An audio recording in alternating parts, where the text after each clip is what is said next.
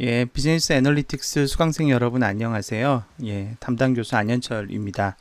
자, 지금부터 9주차 수업을 시작하도록 하겠습니다. 여러분, 우리가 8주차까지는 그 지식공학의 다양한 기법들 중에서 주로 이제 분류 예측 기법을 오랜 기간 할당을 해서 배워왔습니다. 그래서 통계 모델로부터 시작한 분류 예측 기법을 우리가 인공신경망으로 발전시키고, 그 다음에 이제 사례 기반 추론, 의사결정 나무, 예, 그리고 서포트 벡터 머신이라고 하는 최신 기법까지 쭉 소개를 했고요. 마지막에는 그 기법들을 이제 W 문제로 확장하는 그런 모델까지 쭉 살펴봤는데요. 9주차와 10주차에는 앞에서 살펴봤던 분류 문제, 클래시피케이션 말고 다른 유형의 기법들을 살펴보려고 합니다. 자, 이번 주차부터 다루게 될 주제는 최적화의 주제입니다. 최적화. 기억하시겠지만 최적화는 어떤 주어진 제약 조건 하에서 특정한 목적 함수를 극대화하거나 최대화하거나 극소화하는, 최소화하는 그런 거와 관련된 일련의 문제들을 우리가 최적화라고 부르게 됩니다. 근데 이제 그 경영학에 우리가 이제 그 학문적인 관점에서 경영학을 보게 되면 기업의 이제 존재 목적을 공부하게 되는데, 전에도 말씀드렸지만 기업의 존재 목적이 이익을 극대화하는 거죠, 기업에. 근데 이제 이익을 극대화한다는 것은 바꿔 해석을 하면 매출을 극대화하거나 비용을 최소화하거나 이런 식으로 다시 해석이 될 수 있고요. 방금 예를 들어서도 설명을 드렸지만 이익을 극대화하는 거, 이를 위해서 매출을 극대화하거나 아니면 비용을 최소화하는 거, 이런 것들이 결국은 따지고 보면은 최적화에 모두 해당되는 문제라고 할 수 있습니다. 그래서 최적화를 우리가 잘 이해하는 것은 경영학을 우리 또 이제 이 데이터 분석에 접목하는 데 있어서는 매우 중요한 이슈다, 이렇게 얘기할 수 있겠습니다. 자, 이 최적화는 이렇게 중요한 주제이기 때문에 굉장히 오랜 역사를 가지고 있어요. 예전부터 학자들이 이 최적화 문제를 수리적으로 해결하기 위한 다양한 시도들을 해왔는데, 그 중에서 가장 전통적인 기법이라고 할 수 있는 선형계획 모형 그리고 정수계획 모형, 요 두 가지를 이번 9주차의 주제로 다뤄보도록 하겠습니다. 선형계획법은 우리가 리니어 프로그래밍이라고 부르고요. 영어로 줄여서 LP라고 불러요. 리니어 프로그래밍. 이 LP라는 기법에 대해서 간단하게 살펴보고요. 그리고 이제 정수계획법은 인티저 프로그래밍, 그래서 줄임말로 IP라고 부릅니다. 이 정수계획법에 대해서 이 두 가지를 살펴보게 될 예정입니다. 뒤에서 배우게 될 정수계획법은 사실은 선형계획법의 일종이라고 봐도 무방한 그런 기법입니다. 그래서 선형계획법을 먼저 우리가 쭉 살펴보고, 이 선형계획법의 바탕 하에서 정수계획법의 원리를 확장시켜가는 그런 원리로 이 내용들을 살펴보겠습니다. 이 선형계획법, 정수계획법을 풀어주는 전문적인 소프트웨어 툴이 있는데요. 가장 대표적으로 많이 쓰이는 게 링고라는 툴이 있습니다. 그래서 이 링고라는 툴을 우리가 이제 활용해서 간단하게 시연을 보여드릴 예정이고요. 근데 이제 이 링고는 사실은 별도의 상용 프로그램이에요. 우리는 데모 버전을 이용을 해서 간단하게 살펴볼 건데, 그래서 근데 이제 링고가 없으면 그러면 이런 선형계획 모형을 못 푸느냐? 그렇지가 않습니다. 사실은 MS 엑셀에 이런 선형계획 모형을 푸는 기능이 이미 내장되어 있는데 사람들이 그걸 이제 잘 안 쓰고 있는 거죠. 그래서 이번 주 소프트웨어 시연에서는 링고를 이용해서도 이런 선형계획법이나 정수계획법을 푸는 과정을 보여드릴 예정이고요. 동시에 엑셀의 솔버, 영어로는 솔버고요. 한국판 버전에서는 해찾기라고 부르고 있습니다. 해찾기, 엑셀 해찾기 기능을 이용을 해서 이런 LP나 IP 문제를 해결하는 과정을 데모로 보여드리도록 하겠습니다. 자, 선형계획법에 대해서 살펴보겠습니다. 자, 선형계획법은 가장 전통 있는, 가장 오래된 최적화 문제를 해결하는 방법의 일종인데요. 자, 이 기법에서도, 기법의 이름에서 우리가 알 수 있듯이 선형이라고 되어 있잖아요. 리니어. 자, 그래서 선형계획법에서는 자, 최적화 문제는 크게 두 가지로 구성이 돼요.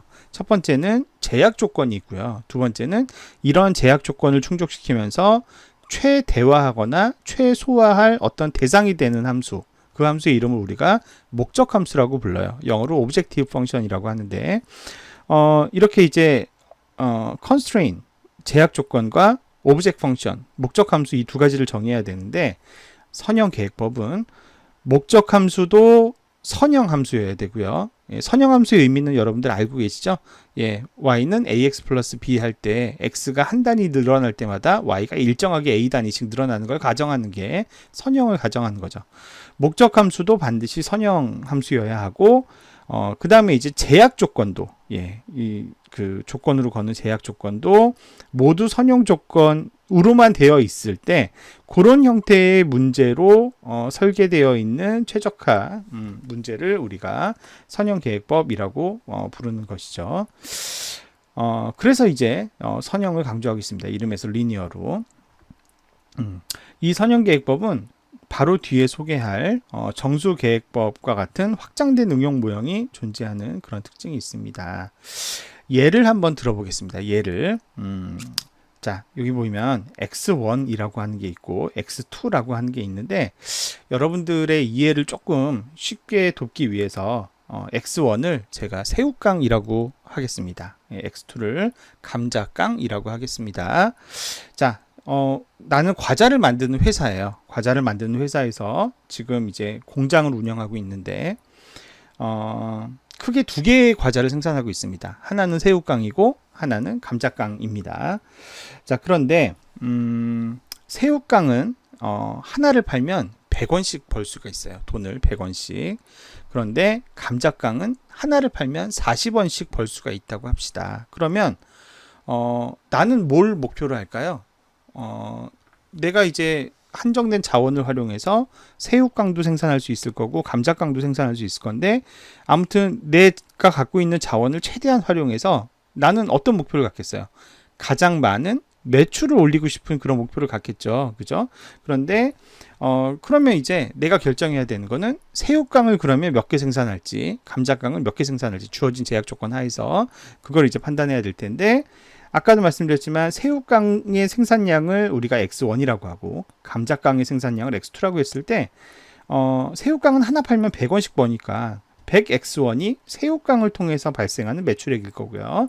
그 다음에 x2는 감자깡의 생산량인데 감자깡은 하나 팔 때마다 40원 번다고 했으니까 40x2는 감자깡을 팔므로 인해서 내가 벌어들이게 되는 매출액이 되겠죠.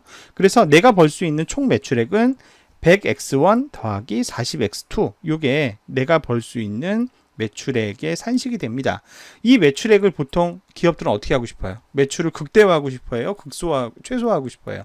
당연히 최대화하고 싶어 하죠. 극대화하고 싶어 하죠. 그래서 앞에 max라고 되어 있습니다. max라고 써 있는데 사실은 maximize의 줄임말이에요. 최대화하겠다. 예, 최대화 문제죠. 이거는 100x1 더하기 40x2를 최대화하는 거예요. 무엇에 대해서? x에 대해서.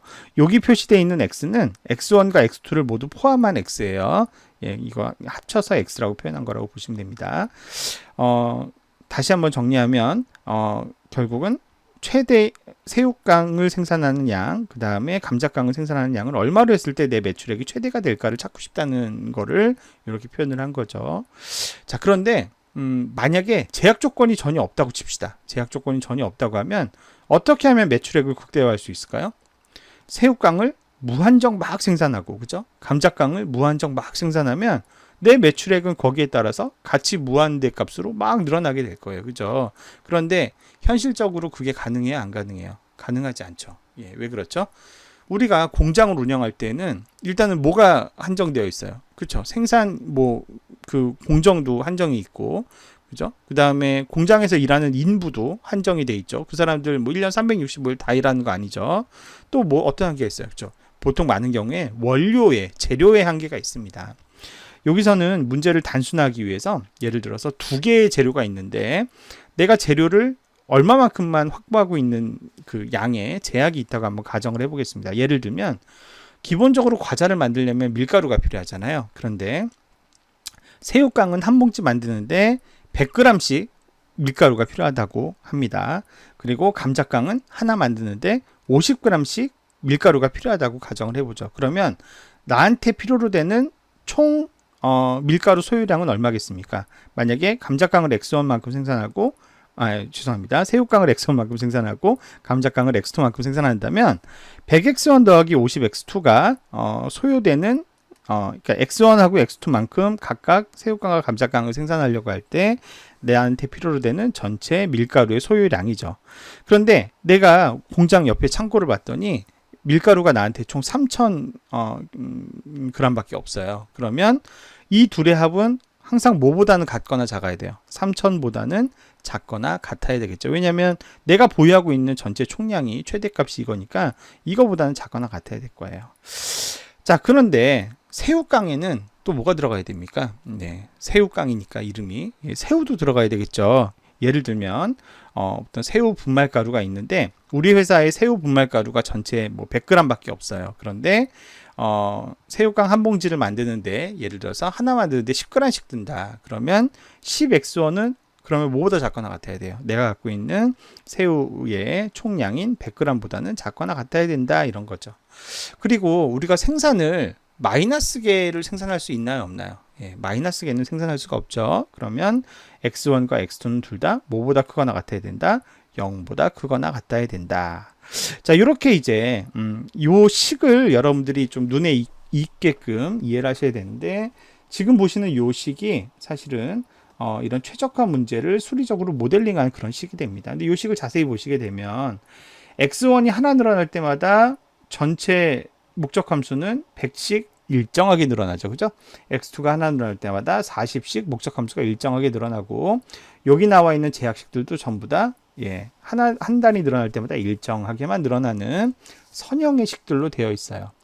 이렇게 목적 함수도 선형식, 제약 조건도 모두 선형식, 이런 식을 이렇게 구성된 최적화 문제를 우리가 뭐라고 부른다? 선형계획법 문제라고 하는 거죠. 자, 이 선형계획법의 문제는 컴퓨터를 이용해서 아주 쉽게 풀 수가 있고요. 그러면 컴퓨터는 이런 문제를 어떻게 푸냐? 심플렉스 메소드라고 하는 수리적인 해법이 존재해요. 이런 선형계획법은 여러분 우리 그 학부 과정에 여러 전공들이 있잖아요. 우리 뭐 예를 들면 우리는 뭐 경영정보학부라는 학부를 운영하고 있고 뭐 경영학부도 있고 뭐 여러 곳이 있는데 근데 이제 공대에 가면 우리 경영정보학부하고 살짝 비슷한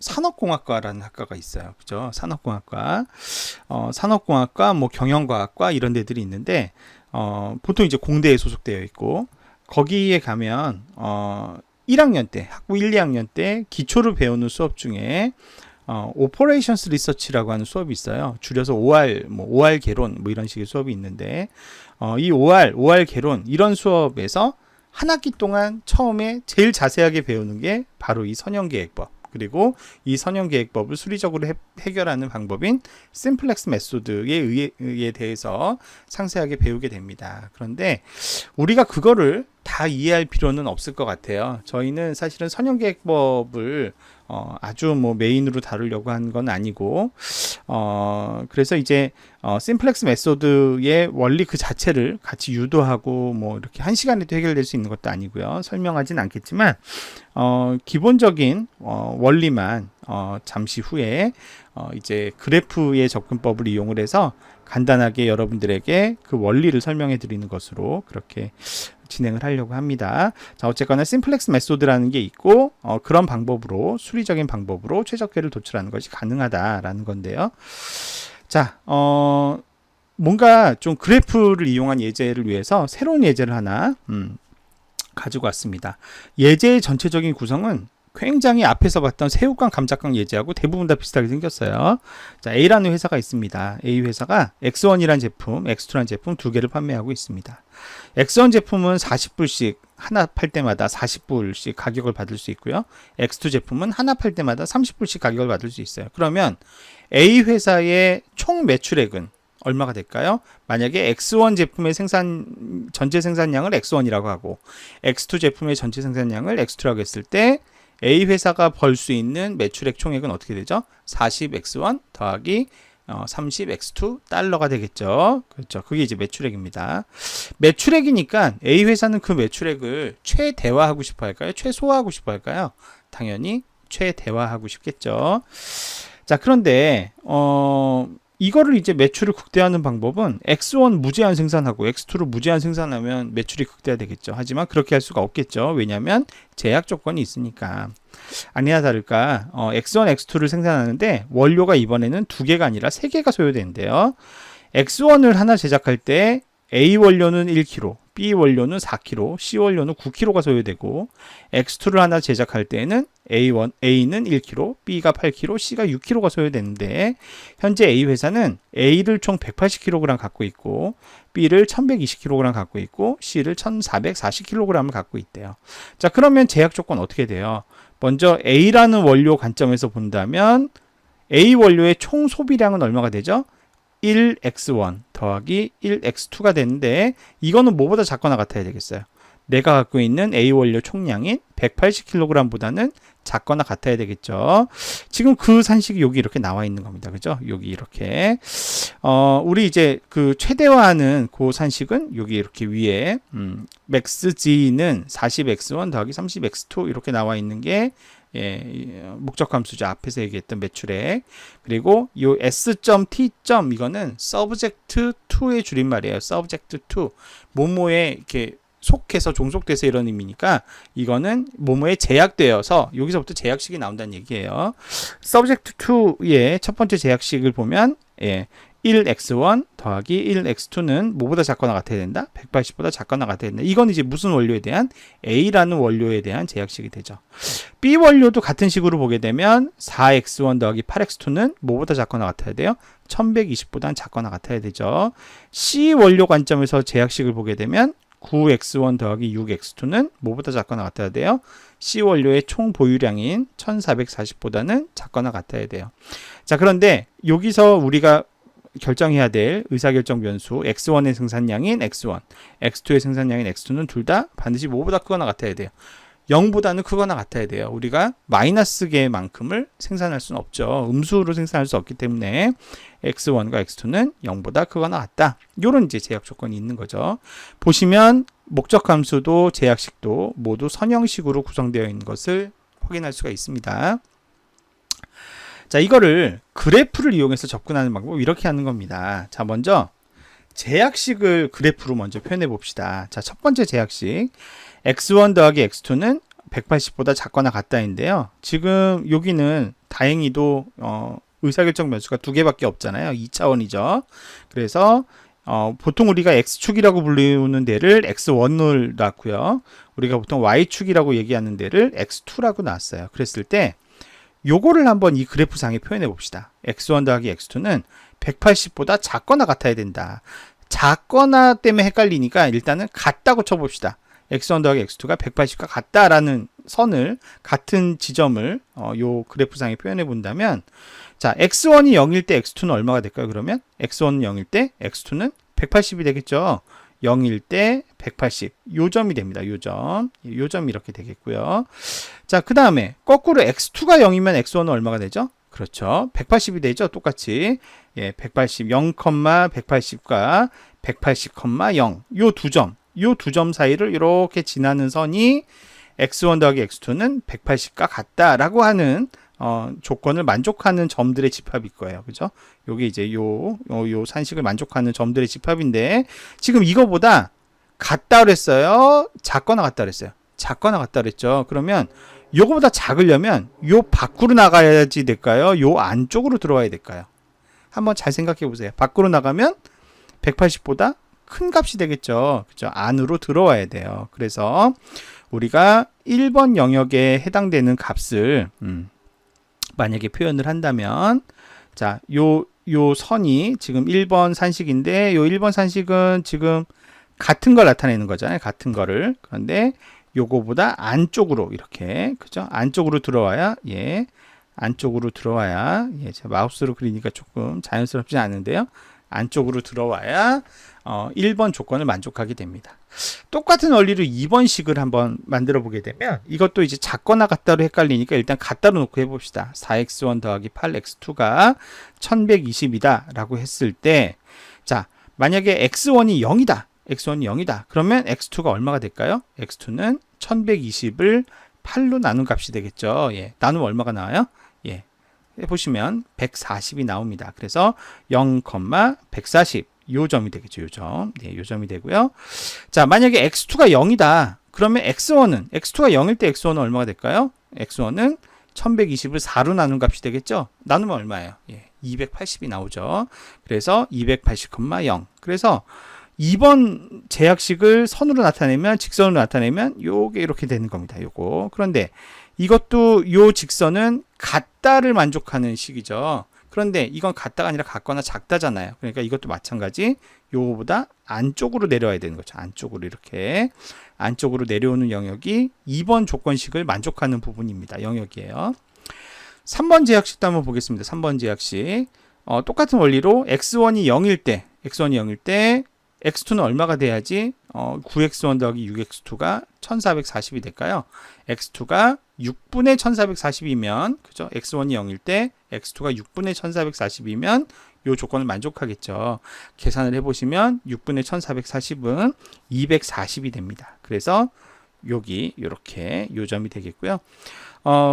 거꾸로 x2에다 0을 주게 되면 x1은 1140을 9로 나눈 값이 되겠죠. 그 값은 160이 돼서 요 점이 되는 거죠. 그래서 이렇게 가파른 기울기에 이런 직선이 만들어지게 되고요.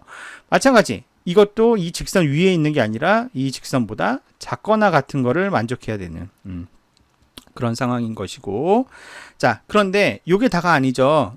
여기 보시면 x1은 0보다 커야 된다. x2도 0보다 커야 된다라고 하는 4번 제약식과 5번 제약식도 있어요. 그러면 4번 제약식을 표현하면 어떻게 되겠어요? x1이 0보다 커야 되니까 요 영역이 x1이 0보다 큰 영역이죠. 그죠? 지금 x1 축이 요거잖아요. 여기니까 이렇게 x1은 항상 뭐보다 커야 된다? 0보다는 커야 된다. 이렇게 표현할 수 있죠. 자, x2가 0보다 크려면 어떻게 해야 돼요? x2가 0보다 크려면 요게 0이니까 자, 그죠? 이번엔 위로 솟구쳐야죠. 그죠? x2는 반드시 0보다 커야 된다. 요 5가지 식을 동시에 만족해야 되는 거죠. 요 5가지 식을 동시에 만족하는 영역에서만 어떤 특정 해가 이제 발견되게 될 겁니다. 자, 그거를 이렇게 5개를 다 만족하는 영역이 어디지를 그래프로 그려보면 이렇게 되는 거예요. 이렇게. 자, 이거 이제 더 이해하기 쉽게 모는 종이로 그렸는데요. 자, 아까 1번에 해당했던 제약식이 여기서부터 여기까지입니다. 여기까지. 왜냐하면 여기 보시면 잘 보세요. 자, 보시면 다 작거나 같은 걸 만족하는 영역은 일단은 얘보다도 작아야 되고 얘보다도 작아야 되고 얘보다도 작아야 되면 여기서부터 여기까지는 2번 제약식이 지배하는 부분이에요. 그죠? 2번 제약식이 지배하는 부분이 여기서부터 여기까지죠. 그죠? 그 다음 영역은 서로 다 작아야 되니까 가장 작은 영역이 1번 제약식이죠.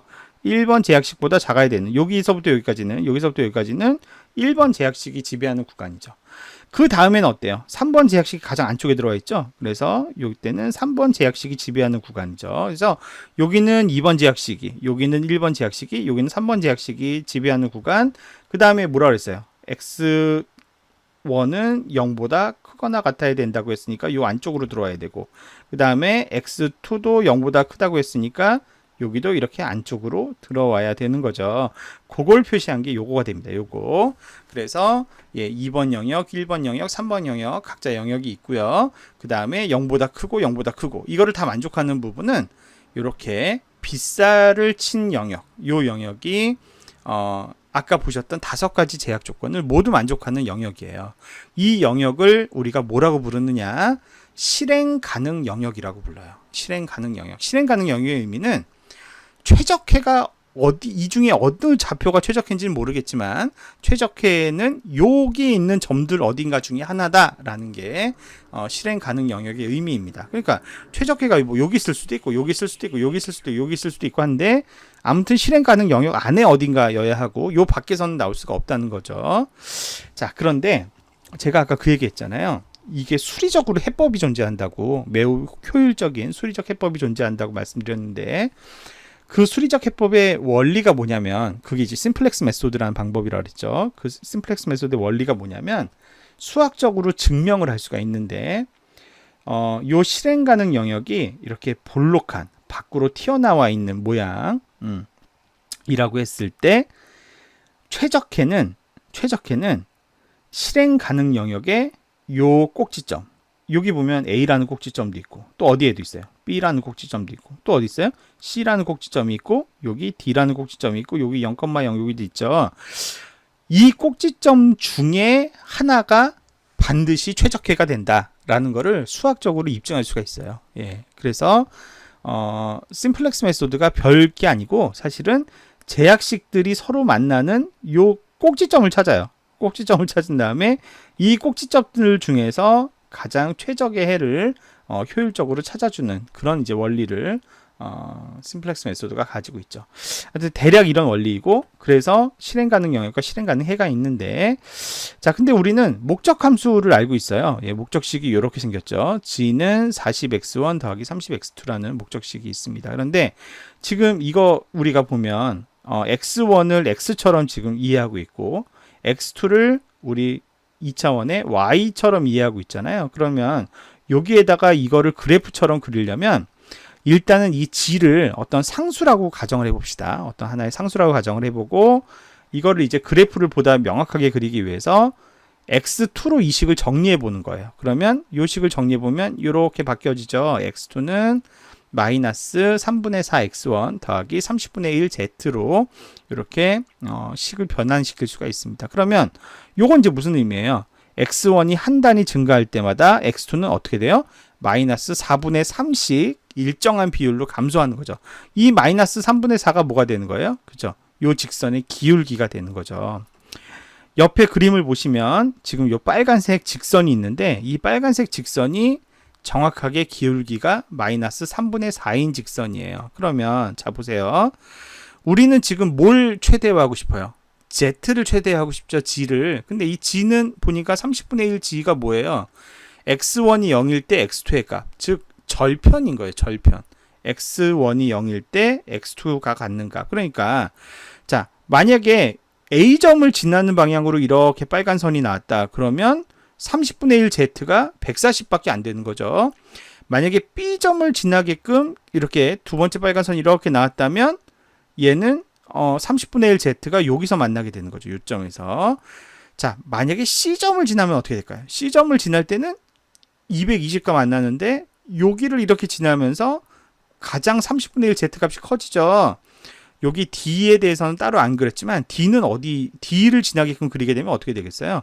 B와 C 사이 어둠에쯤 이렇게 빨간색 직선이 나와서 C를 관통할 때 요게 요 방향으로 가장 멀리 올라가는 걸 알 수가 있어요. 요 값이 뭐예요, 지금? 30분의 1 z잖아요. 요 식에 따르면. 그죠? x1이 0일 때 x2의 값이니까 요게 30분의 1 z니까 30분의 1 z를 맥시마이즈 하려면 어느 점을 지나야 돼요? A, B, C, D 중에. C를 지나야 30분의 1 z가 가장 최대화되는 걸 알 수가 있죠.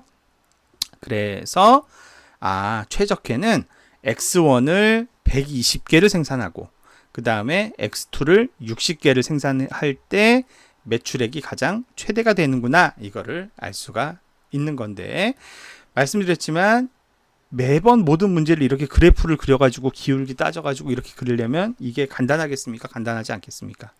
당연히 간단하지 않겠죠. 그래서 실제로는 이렇게 복잡하게 그래프를 그린다? 아니에요. 그리지 않고 수리적인 모델링에 의해서 해결하게 되고, 그게 심플렉스 해법이라고 하는 것이고, 심플렉스 해법의 원리는 다 뒤져보는 게 아니라 주로 이 꼭지점들 중심에서 최적혜를 찾는 그런 원리를 가지고 있다. 이 정도를 여러분들이 이해를 하시면 좋을 것 같습니다.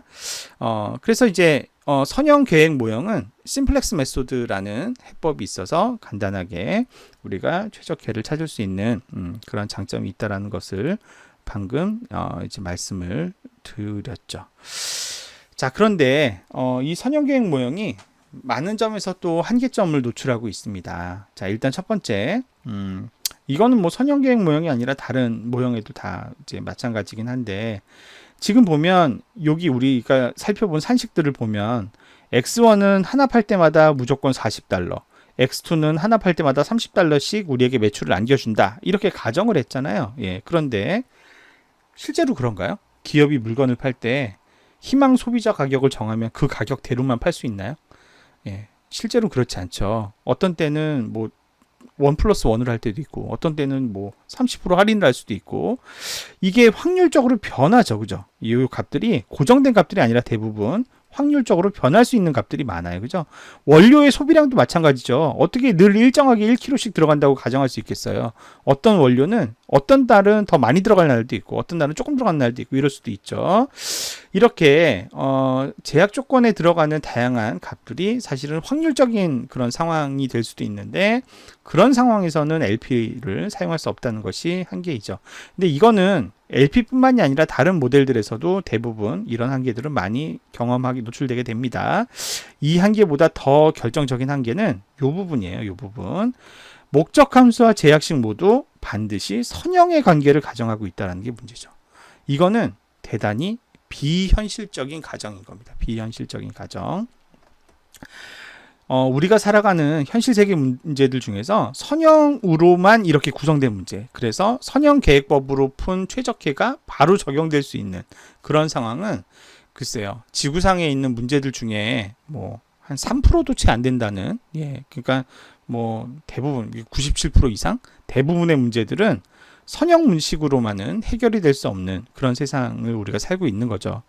예를 들면 경제학의 한계 생산 체감의 법칙, 한계 효용 체감의 법칙, 이런 거 들어봤을 겁니다. 한계 생산 체감의 법칙은 우리가 노동력을 막 투입을 하면 생산량이 처음에는 급격히 이렇게 올라가지만 어느 지점이 딱 끝나고 나면 어때요? 오히려 노동자를 많이 투입을 하면 이들을 코디네이션 하는데 비용이 더 들어가니까 생산성이 오히려 떨어지는, 이게 이제 한계 생산 체감의 법칙이잖아요. 한계 효용 체감의 법칙은 뭡니까? 소비량이 이렇게 X축일 때 소비량이 처음에 늘면 효용이 막 늘어나지만, 빠르게 늘어나지만 그 다음부터는 오히려 효용이 감소할 수도 있다. 제가 보통 이런 예로 많이 설명을 해요. 예를 들어서 여러분들이 극단적인 다이어트를 했다고 합시다. 뭐 예기치 않게. 그래서 한 30일을 굶었어요. 30일을 굶은 상태로 딱 이렇게 세상에 나갔는데 누가 단팥빵을 하나 주는 겁니다. 그래서 내가 단팥빵을 30일 동안 쫄쫄이 굶었다가 단팥빵 하나를 딱 먹었어요. 그때 그 단팥빵 어떨까요? 정말 세상을 얻은 것만큼 맛있겠죠. 그때 내가 느끼는 효용은 이만큼 증가할 거예요. 그죠? 단팥빵 하나로 이만큼 증가를 하겠죠. 하지만 하나로 배가 찰 리가 없죠. 그죠? 그래서 이제 하나를 또 줬어요. 그럼 어떨까요? 이번에도 엄청나게 맛있을 겁니다. 이번에도 엄청나게 맛있는데 아까 처음 먹은 것만큼은 맛있을까요? 여전히 물론 맛있긴 하지만 아까만큼은 그렇게 맛있진 않을 거예요. 그런 식으로 1개, 2개, 3개, 4개 계속 먹는 거예요. 계속 단팥빵을 줘서 계속 먹으면 자, 어느 순간이 딱 됐어요. 인간의 배는 위는 한계가 있잖아요. 자, 어느 지점이 딱 되면 이제 어떤 생각이 듭니까? 이제 단팥빵은 충분히 먹은 것 같은데 이 생각이 들죠.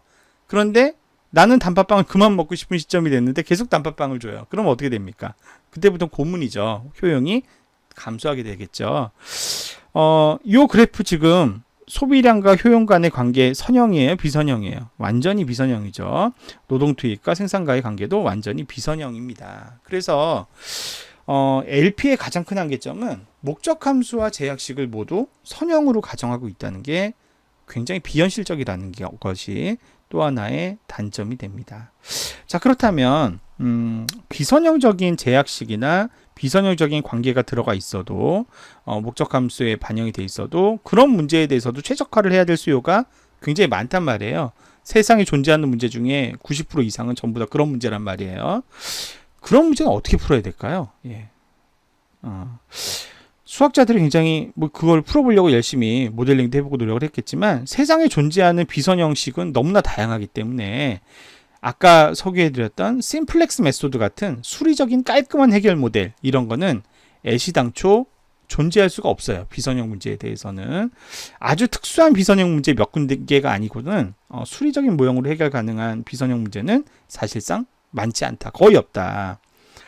이런 문제에 대해서는 어떻게 풀어야 될까요? 이런 문제에 대해서는 이런 문제에 대해서는 이렇게 해결을 해야죠. 여러분들도 학창 시절에 그런 경험이 있을 것 같아요.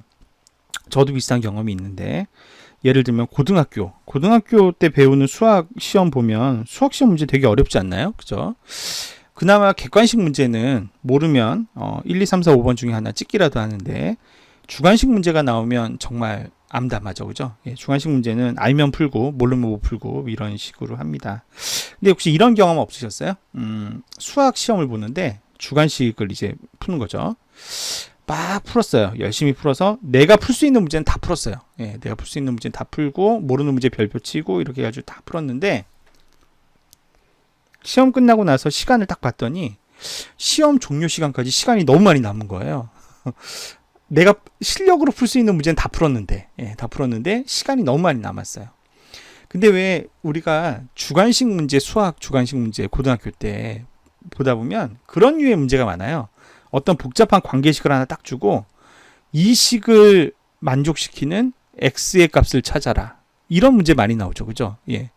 근데 딱 봤더니 그 식을 전개해서 내가 x를 찾을 가능성은 없어 보여요. 그런데 그 문제 배점이 높아요. 근데 마침 나는 시간이 많이 남았어요. 예. 그런 경우에 여러분들 어떻게 합니까? 네, 아마도 저도 물론 그랬지만 여러분들도 x에다가 0을 넣어봤겠죠, 그죠? 왜냐하면 그런 문제의 상당수의 경우는 x가 0인 게 답인 경우가 종종 있어요, 그죠? 예. 근데 이제 그런 경우의 대부분은 x에 0을 넣었을 때 당연히 그 식이 만족되지 않죠. 예. 그럼 어떻게 합니까? 그 다음에 x에 포기해요. 네, x에 1 넣어봐야죠. 1. 예, x가 1인 경우도 답이 되게 많아요. 그죠? x 1.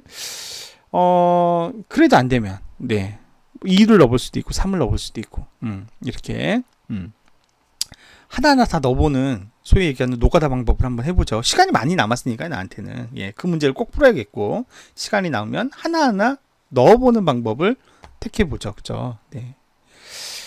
이런 방법을 우리 지식공학에서는 아주 멋지게 표현을 하고 있어요. 네, 뭐라고 부르냐면 탐색이라고 불러요. 탐색, 서치. 예. 아까도 말씀드렸지만 비선형 문제의 최적해는 수리적인 모형으로는 해결이 불가능해요. 예. 수리적인 모형으로 해결이 불가능하다 그랬으면 이게 수식으로 풀어서 해결할 방법은 없는 거잖아요. 예. 그러면 이제 어떻게 하냐?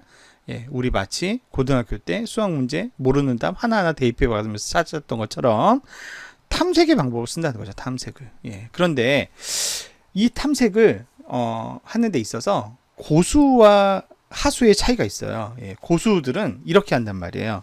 1 넣어봤어요. 0 넣어봤어요. 그랬더니 이게 뭐 전혀 비슷하지 않아요. 양변이. 1을 넣어봤어요. 그랬더니 뭐 여전히 뭐 차이가 많이 나요. 자, 그랬을 때 2를 넣어보는 거는 고수예요, 하수예요? 0 넣어봤을 때도 차이가 컸고 1 넣어봤을 때도 차이가 큰데 2를 또 넣는다? 그거는 뭐예요? 멍청한 거죠. 굉장히 비효율적으로 찾는 거죠. 보통 거기서 실력 있는 친구들은 그 다음에 10을 넣어보든가 100을 한번 넣어보든가 한번 확 퀀텀 점프를 한번 띄워주죠. 예. 그러고서 이제 또 오차가 어떤 방향으로 차이가 나는지를 보고 이제 답을 추론하는 과정을 거치게 되죠. 자, 탐색을 하는 건 좋은데 탐색을 한답시고 1 넣어보고 2 넣어보고 3 넣어보고 4 넣어보고 이거를 기계적으로 반복하는 거는 굉장히 하수들이 나는 짓이라는 거예요. 멍청하다는 거죠. 어차피 수리적인 문제는 해법이 없기 때문에 우리가 탐색을 해야 되는데 하지만 이 탐색을 조금 뭔가 효율적으로 좀 머리 좋게 할 수 있는 방법은 없을까? 라는 것들을 이제 과학자들이 생각을 했고요. 그 과정에서 우리 인간이 또 이제 문제를 풀 때 해법이 잘 안 나온다. 그러면 어떻게 합니까? 우리 자연계, 생태계를 잘 관찰해서 해법을 찾기도 한다라는 거를 지난번 인공신경망 때 한번 말씀을 드렸잖아요. 그죠? 비선형 문제를 반영하는데 해결이 안 돼서 어떻게 했어요? 인간의 뇌구조를 참조했다 그랬죠. 그런 것처럼 또 막 찾아본 거예요. 뭘 우리가 참조할 수 있을까 봤더니 우리 인간이 다윈의 진화론에 따르면 우리 인간도 그렇지만 모든 생태계에 있는 동식물들은 어떻게 됩니까? 환경에 맞춰서 조금씩 계속 적응해 가죠. 그 적응의 과정이 사실은 뭐예요? 환경에 최적화되어 가는 거라고 봐도 무방하잖아요. 그래서 찰스 다윈이 얘기한 진화의 원리, 적자 생존의 원리, 이런 것들을 이용을 해서 혹시 최적해를 찾을 수 없을까? 최적해를 찾기 위한, 명확하게 말하면 최적해를 찾기 위한 탐색을 좀 더 효율적으로 할 수 없을까? 라는 걸 이제 과학자들이 생각하게 됐고, 그 원리를 공학적으로 이렇게 반영을 해서 개발한 알고리즘이 다음 주에 공부하게 될 우리 최적화의 두 번째 시간에 다루게 될 유전자 알고리즘이에요. 네, 그래서 일단 오늘은 우리가 선형계획법을 간단하게 배웠지만 선형계획법은 뭐가 한계다? 예, 목적 함수와 제약식이 모두 선형식이어야만 된다는 결정적인 한계가 있다. 예, 그래서 세상에 존재하는 문제들 중에 이 선형계획법 물론 팬시하고 좋고 또 심플렉스 메소드는 뭐 수리적으로 그냥 푸는 거기 때문에 연산량도 굉장히 적어요. 답도 금방 찾을 수 있고 그런 여러 가지 장점이 있지만 하지만 세상에서 이걸로 풀리는 문제가 별로 없다. 왜냐하면 우리 현실 세계는 비선형의 복잡하다는 패턴을 많이 갖고 있기 때문에. 근데 이거는 이제 수리적인 모델로 해결이 안 되기 때문에 우리가 이런 경우에는 최적해를 탐색해야 되고, 근데 이 탐색을 그냥 무식하게 하나하나 넣는 거는 비효율적이기 때문에 이거를 효율적으로 탐색하기 위한 다양한 시도들이 이루어졌고, 그 중에 하나가 특히 그 중에 대표적인 방법 중에 하나가 유전자 알고리즘으로 이어진다라고 하는 전체적인 큰 흐름을 여러분들이 좀 이해를 하시면 좋을 것 같습니다. 자, 이렇게 해서 우리가 선형계획법까지 한번 쭉 살펴봤습니다. 예, 그래서 1강은 여기서 마무리를 하도록 하고요. 요 다음 2강에서는 선형계획법이 확장된 모형이라고 말씀드렸던 정수계획법에 대한 이론 간단하게 살펴보고요. 그리고 선형계획법과 정수계획법을 실제로 이제 소프트웨어상으로 구현해 볼 수 있는 링고와 MS 엑셀의 실습도 같이 다뤄보는 시간 갖도록 하겠습니다. 예, 강의 들으시느라 수고하셨고요. 저는 그러면 2강에서 또 인사드리도록 하겠습니다. 감사합니다.